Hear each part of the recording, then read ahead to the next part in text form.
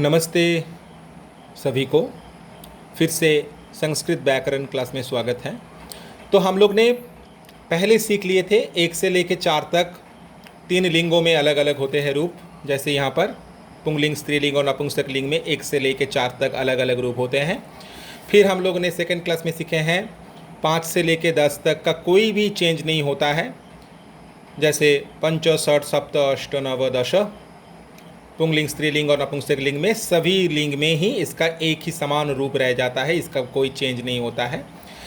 तो हम लोग वो भी सीखे थे 5 से लेके बाकी सारे जितने सारी संख्या है सब का ही एक ही हालत है, एक ही रूप होगा। वो पुंगलिंग और स्त्रीलिंग और नपुंसक लिंग में अलग अलग रूप नहीं होगा। सिर्फ 10 तक नहीं, 5 से लेके बाकी जितने सारी संख्या है सबका पुंगलिंग, स्त्रीलिंग और नपुंसक लिंग में कोई भी चेंज नहीं होगा रूप का। ठीक है, तो आज चलो कुछ संख्या पढ़ते हैं। आज हम लोग सीखेंगे 1 से लेके 20 तक संख्या का संस्कृत रूप क्या है। अच्छा, 1 से लेके 4 तक यहाँ पर आपका मूल शब्द दिया गया है, जो अगर एग्जाम में आए ना, एक का संस्कृत क्या है, आप लोग किताब में जैसे हैं व्याकरण किताब में वैसे लिखोगे। ठीक है, 1 का एक, 2 का द्वि, 3 का त्रि, 4 का चतुर, 5 का पंच, 6 का षट, 7 का सप्त, 8 का अष्ट, 9 का नव, 10 का दश, 11 का एकादश, 12 का द्वादश, 13 का त्रयोदश, 14 का चतुर्दश, 15 का पंचदश, 16 का षोडश। इसको मार्क करो, अंडरलाइन करो। देखो, षोडश मूर्धन्यश में ओ की मात्रा, ड तालव्यश, षोडश याद रखना, थोड़ा अलग है। 17 का सप्तदश, 18 का अष्टादश, 19 यानी 19 का नवदश, और भी एक नाम होता है एकोनविंशति, और 20 का यानी 20 का विंशति ही। आपकी किताब में ये विसर्ग नहीं होगा, शायद विसर्ग चिन्ह दे देना, जहाँ जहाँ ती ती ती ती होगा ना विसर्ग चिन्ह है, देखो, इसलिए विंशति में विसर्ग चिन्ह दे देना। अगर किताब में नहीं है तो विंशति ही याद रखना होगा, इसका रूप का नाम है।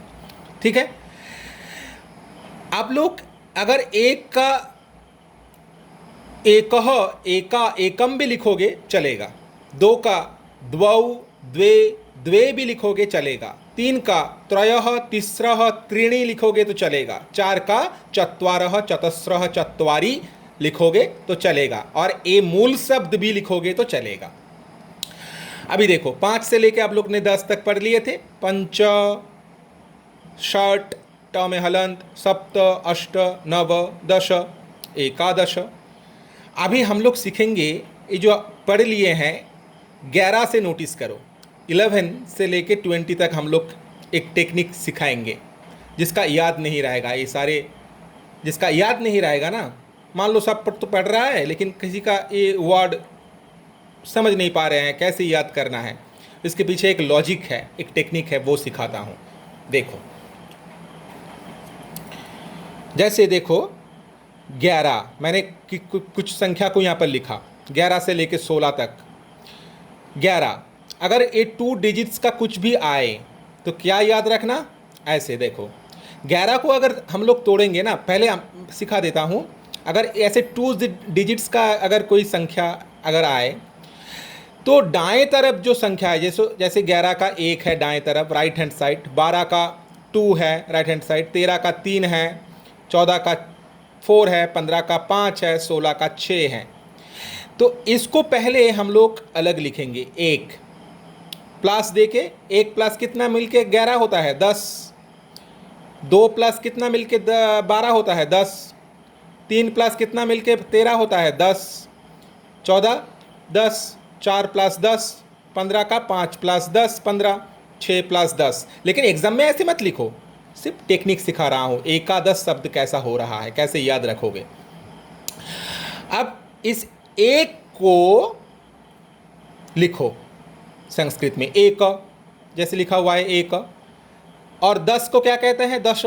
दोनों मिलके होता है एकादश, क में आ की मात्रा। अब देखो 12 कैसे याद रखोगे? 12 का जो द्वादश होता है, जो द्वादश होता है, कैसे याद रखोगे? तो 2 + 10 में तोड़ लो। उसके बाद देखो 2 को कहते हैं द्वि और 10 को कहते हैं दस। द्वि + 10 संधि होके, संधि आप लोग नहीं पढ़े हो, धीरे धीरे पढ़ोगे सीखोगे, लेकिन संधि होके दो वर्णों को मेल होके द्वि का ई, 10 का मेल होके क्या होता है? द्वादश। द्वादश। 3 + 10, 3 को क्या कहते हैं? पुंगलिंग में हम लोग सीखे हैं त्रय कहते हैं। यहाँ पर त्रयः, हाँ त्रयः विसर्ग लिख दो, त्रयः + 10। अब ये विसर्ग चला जाएगा, विसर्ग की जगह आ जाएगा ओ की मात्रा, तो त्रय + 10 क्या होगा? त्रयोदशः। त्र में रफला की मात्रा, या में ओ की मात्रा, द तालव्यश, त्रयोदशः। 14, 4 + 10, 4 को क्या कहते हैं? मूल शब्द क्या है? चतुर। 10 लिख दो, 10, चतुर + 10। अब ये चतुर + 10 मिलके क्या होता है? चतुर्दश। फर्क क्या है? ये जो रॉ था ना, ये दौ के ऊपर जुड़ गया, इसे कहते हैं रेफ चिन्ह। ये देखो रेफ चिन्ह कहते हैं, ये रेफ चिन्ह होता है ऊपर वाला, ये रॉ है एक्चुअली, लेकिन संधि होके जुड़ गया है। तो च, त में छोटा ऊ, द के ऊपर रेफ की मात्रा, तालव्यश, चतुर्दश। चतुर्दश। फिर देखो 15 का 5 + 10 ने हम लोग ने कर लिए हैं। 5 का क्या होगा? पंच। 10 का क्या होगा? दश, पंचदश। लेकिन 16 में देखो हम लोग लिखेंगे 60, 6 को कहते हैं 60, हम लोग ने पढ़े हैं, प्लस 10। लेकिन आपको लगेगा सर यहाँ पर तो 60 होगा, जैसे पंचदश हुआ है 60 होगा, 60 मतलब ऐसे 60 होगा, लेकिन ये गलत है, ये बिल्कुल गलत है। 60 + 10 मिलके होता है संधि के हिसाब से षोडश। मूर्धन्य श, ओ की मात्रा, उसके बाद ड, उसके बाद तालव्य श, तो क्या हुआ? षोडश। इसे याद रखना, ये बहुत वाइटल है। षोडश, 16 को कहते हैं षोडश। 17 क्या होगा? जिसका याद नहीं हो रहा है सप्तदश, तो कैसे करोगे? 7 को पहले लिखो, 7 + 10। 7 को हम लोग क्या कहते हैं? सप्त कहते हैं, सप्त। + 10, 10 मिलके क्या होगा? देखो सप्त 10, देख रहे हो? 18, 8 + 10, 8 का कर लो पहले, अष्ट + 10। देखो एको + 10 क्या हुआ था? एकादश हुआ था। अष्ट + 10 क्या होगा? अष्टादश। अष्टा आ जाएगा, एक आ की मात्रा आ जाएगा, अष्टादश। याद रखना, अष्टदश मत लिखना, अष्टदश मत लिखना, अष्टादश। अच्छा 19 क्या होगा? देखो 19 का 2 मीनिंग है, एकोनविंशति और नवदश। अच्छा पहले हम लोग नवदश सीखेंगे। 19, 9 को लिखो, 9 + 10। अब देखो 9 का क्या होता है संस्कृत में? नव + 10। अब मत कहो सर अष्ट + 10 अष्टादश हुआ, नव + 10 नवादश क्यों नहीं हुआ? देखो व्याकरण में जैसे दिया गया है वैसे पढ़ना है, कुछ कुछ जगह नियम चलता है, कुछ कुछ जगह नियम नहीं चलता है। तो अष्टादश अष्टादश हुआ, जैसे है वैसे होगा। नव + 10 आप लोग सिंपली लिखोगे नवदश, लेकिन अष्टादश के समय याद रखना अष्टदश नहीं होता है, होता है क्या? अष्टादश। एकोदश नहीं होता है, 11 का एकोदश नहीं होता है, क्या होता है? एकादश। तो नव दश हो गया।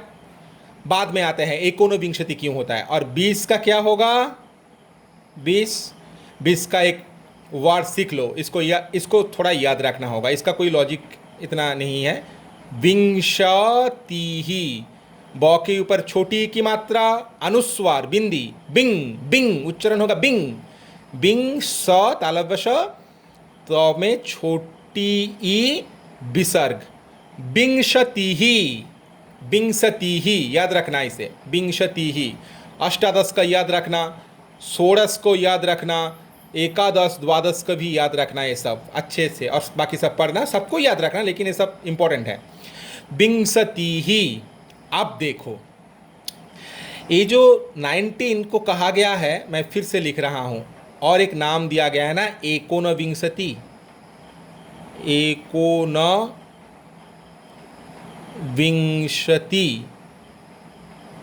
एकोनविंशतिहि क्यों कहा गया है हम लोग देखेंगे। देखो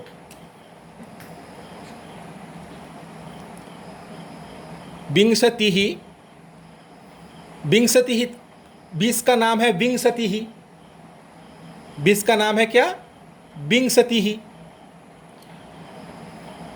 आप एकोन क्यों कहा गया है, एकोन का मतलब होता है, देखो सिखा रहा हूं, एक प्लस ऊन, ऊन, हाँ, एक प्लस बड़ा ऊन प्लस विंशतिहि होता है एकोनविंशतिहि।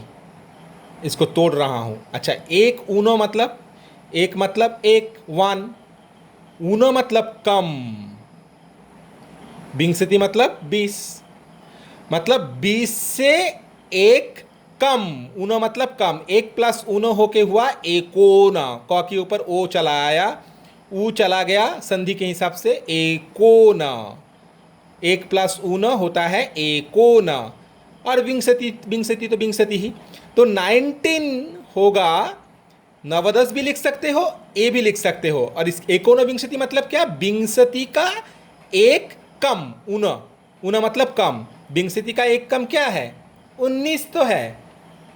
अरे 20 से एक कम क्या होता है, 19 है, तो 20 से एक कम, तो इसलिए इसको कहते हैं 19 को कहते हैं एकोनविंशतिहि। इसको भी याद रखना, इसको भी याद रखना, ठीक है। तो आज के लिए बस इतना ही, आप लोग 1 से लेके विंशतिहि तक पढ़ो, ठीक है। Thank you so much everyone. Please right all those things in your copy and please practice, okay. 1 से लेके 20 तक अच्छे से पढ़ना, और इस वीडियो को अच्छे से देखना। Thank you so much.